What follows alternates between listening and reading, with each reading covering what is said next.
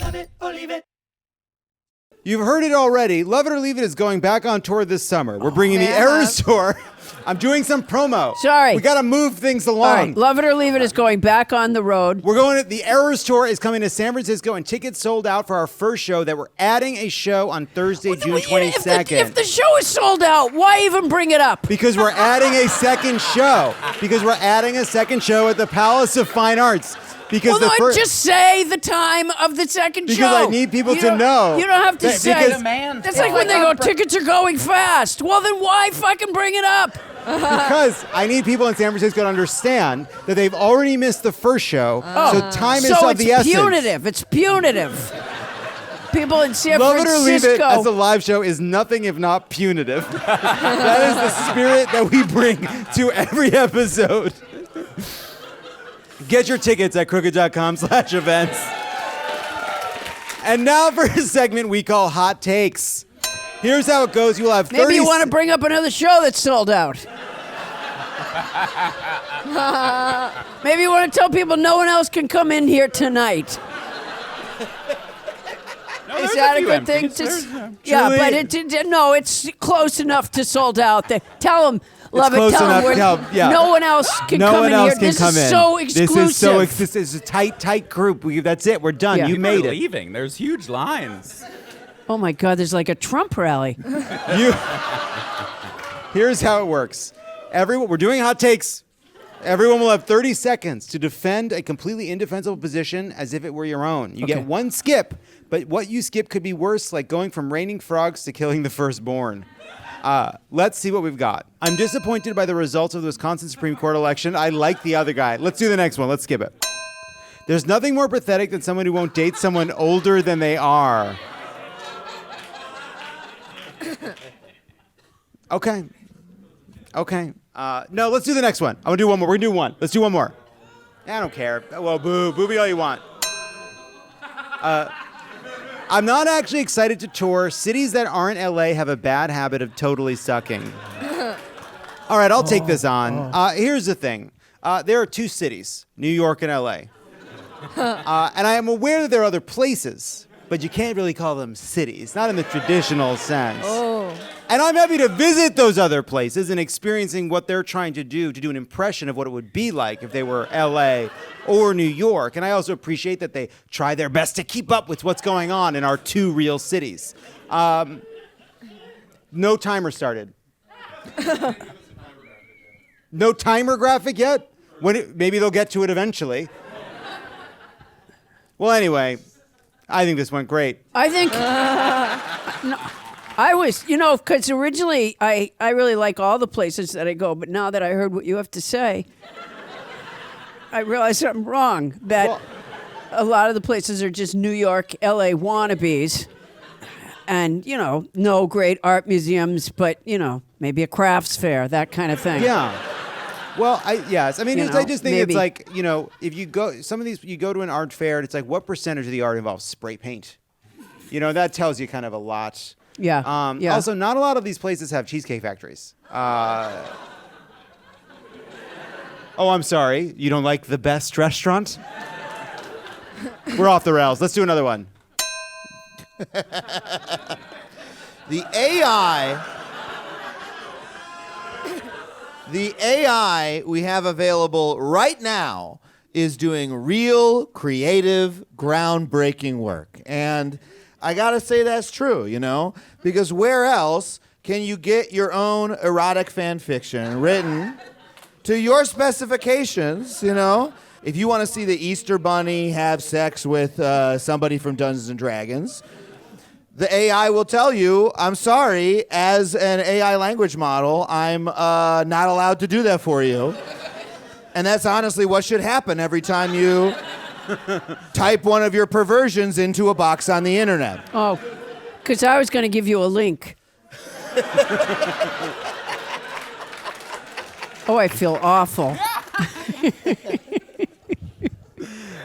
Adam Conover, thank you. Let's see what's next. It was very compelling. Build the wall between Canada and the U.S., Wow. Andrea. So, yeah, I'm from Canada. So, yeah, that's good. First of all, I was the fish. Do you guys? First of all, I was the deepest fish. Do you guys remember that part? Yeah. That was earlier in the day. But second of all, hello. I am Canadian, and let's get to this thing. Build the wall. Yeah, I think so because of I don't know. It's better down here in America. What? Okay. That's what you guys sound like. Okay, relax. As a Canadian, I don't like. I know you guys are American. You're like, you don't know what you have it good. Okay, you just like grass is greener. That's me, right? You guys, it's much more real here. What's the worst thing that could happen to me in Canada? I get stabbed. Oh, ow, ow, oh, ow. I can't cut vegetables with a gun, That was the first thing I did when I came here. I got a gun. So let's keep that greatness here, and let's build the wall for pussy ass Canada. Thank you, Andrea. That was awesome. I'm liberal. These so. are All right, let's see what's next. these are very compelling arguments. Paula, you're up. Oh. It says NPR sucks. Well, it's the state-run. State-run. Is it news or network? It's state-run. It's not good. It's I don't know if you've ever owned a Prius, but you can't move the dial off of NPR. It's just stuck. Yeah, because NPR sucks. You're killing her. Killing Paula Yeah. Poundstone. Yeah. It's not like I can't get other jobs. All right, thank you. I think we've made you. Apparently, there's going to be some scab work in television writing open soon.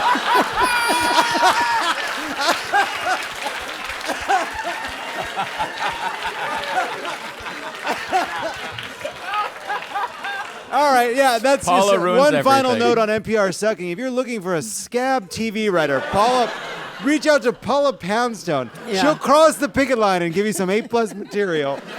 Let's see what's next.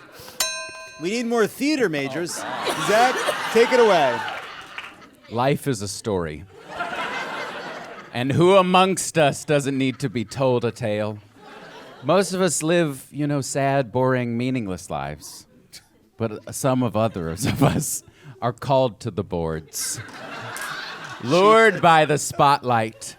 Some of us are better than, the untalented members of tech. Some of us are... The techs are laughing. They get it. No. And that's why the world needs people to study. So you can get that Chekhov's gun reference from earlier. I didn't. I went along with it, So but you I can didn't. reference, so it's Eric Bogosian. You have to study the stories of the past. Are you okay? I'm good. To understand our future. And that's why we need more, not just theater majors, more musical theater majors. People who know how to step, tap, and land. And land. Step, And tap, land. and land. Step, tap, and land. Step, tap, and land. The famous. I minored in theater. Did you really? Yeah, or I studied religion and theater. A double major in lies. Okay, we're having fun at the comedy show. We have one more. Didn't you go to that school George Santos went to? All right. I've taken some time to go over the case, and I think that Gwyneth was in the wrong. That poor optometrist can barely leave the house now, and that's her fault. All right, here's what I'll say. We've all had some fun at the expense of Terry Sanderson, the the bon vivant optometrist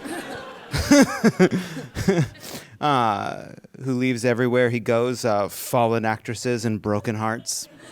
But I will say this. I do think that there's a small possibility, and it is small, but I believe it is a possibility, which is why, while he claims it is possible that he skied in front of her just at the moment of impact, and that while I don't believe she screamed down the hill and knocked into him with such force that he flew through the air, arms akimbo, I do believe it is possible that Gwyneth Paltrow was the aggressor in this situation.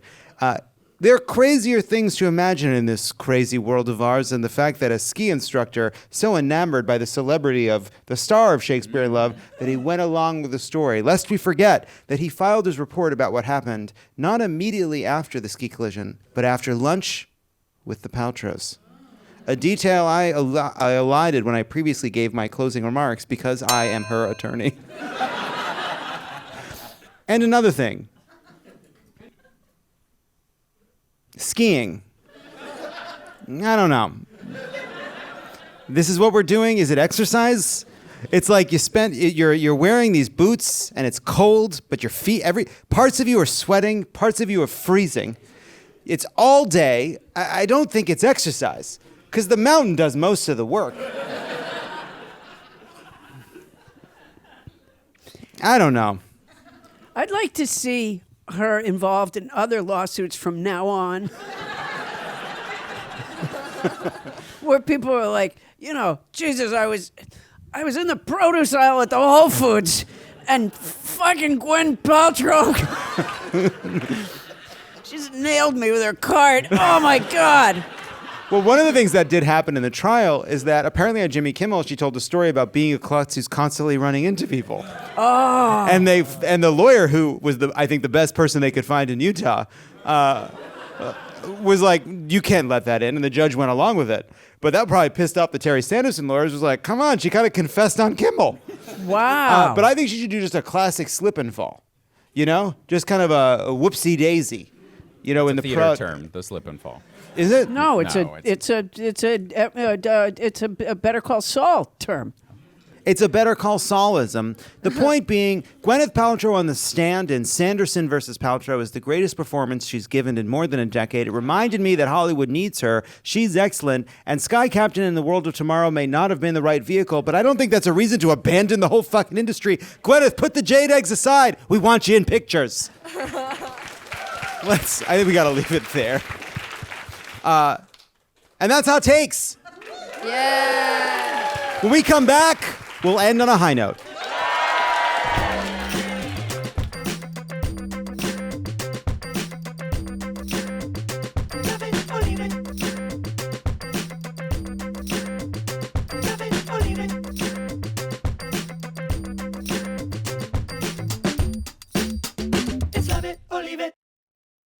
Can I ask you something? Yep. Ask me whatever you want. You know the fish earlier? The fish? It was me. Did they? Oh, yeah. I was you were the fish. You were the fish. You can ask me. It's it was the deepest fish. Did Yeah. the deepest fish write that line about a casino person in a Goodfellas world? Yeah, 'Cause that's the fish wrote it. That's deep. You think it's deep? Did It's the really fish deep. say that? The fish didn't say it. Okay, I don't remember saying it. So